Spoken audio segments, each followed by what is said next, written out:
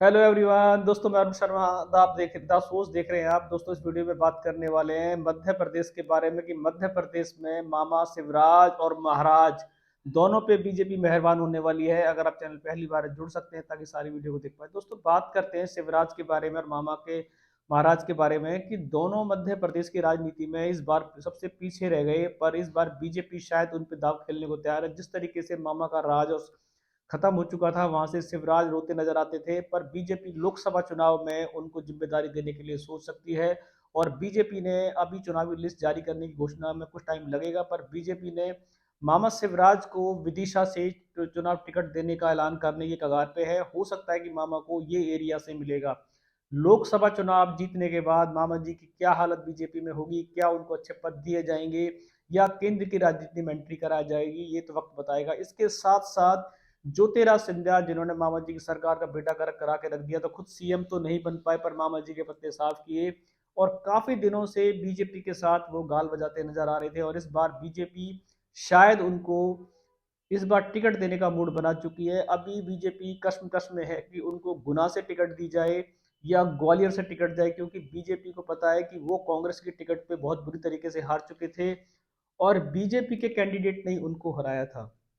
तो बीजेपी की अभी कश्मकश जारी है कि जिसने ज्योतिराज सिंधिया को हराया था, क्या उसी को दोबारा से वहीं से टिकट दी जाए, या ज्योतिराज सिंधिया इतने दिनों से बीजेपी में सेवा कर रहे हैं, उनको उनके लोकप्रिय गुना से या ग्वालियर से टिकट दी जाए। मामा शिवराज तो एक तरीके से फाइनल टिकट है कि विदिशा से उनको टिकट मिलना फाइनल सा है। जो बीजेपी कार्यकारिणी कभी भी चुनाव की डेट के साथ साथ अपने कैंडिडेटों का ऐलान कर सकती है।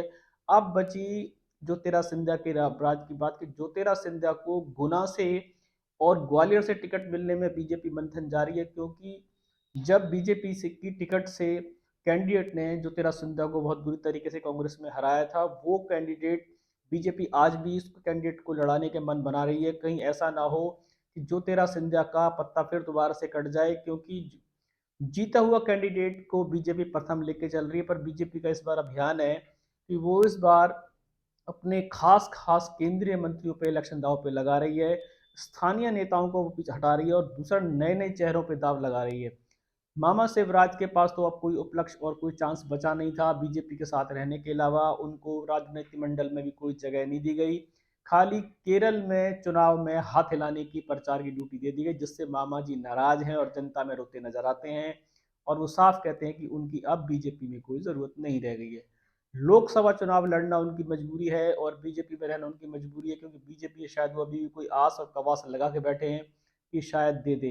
बात करते हैं ज्योतिराज सिंधिया की। ज्योतिराज सिंधिया तो अभी भी बीजेपी में अपने पंचम लहराने की कगार पे हैं और वो बीजेपी के लिए जमकर गाल बजा रहे हैं और कांग्रेस पे भड़ास निकालते नजर आ रहे हैं। मोदी के राज को राम राज मान चुके हैं और अब टिकट के आसार लगा चुके हैं। अब देखते हैं कि बीजेपी उस कैंडिडेट को टिकट देगी कि जिसने उनको हराया था, या बीजेपी उस कैंडिडेट को बिठा के ज्योतिराज सिंधिया को खुश करेगी।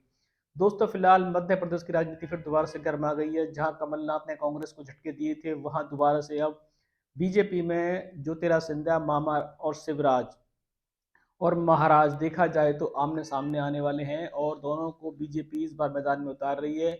मामा शिवराज अपनी टिकट को पंचम ले रहेंगे या गुना से या ग्वालियर से फिर दोबारा से कहीं ज्योतिराज सिंधिया की हार ना हो जाए।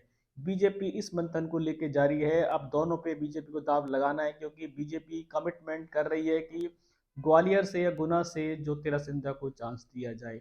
पर जीता हुआ कैंडिडेट को बीजेपी क्या किस तरीके सूरत में मनाएगी, बीजेपी का अपना मानना है और बीजेपी दोनों के लिए सोच मंथन जारी। दोस्तों, फिलहाल मध्य प्रदेश में मामा और शिवराज और महाराज का दौर दोबारा से टिकटों में आ गया है। दोबारा से दोनों टिकटों में छाए हुए हैं।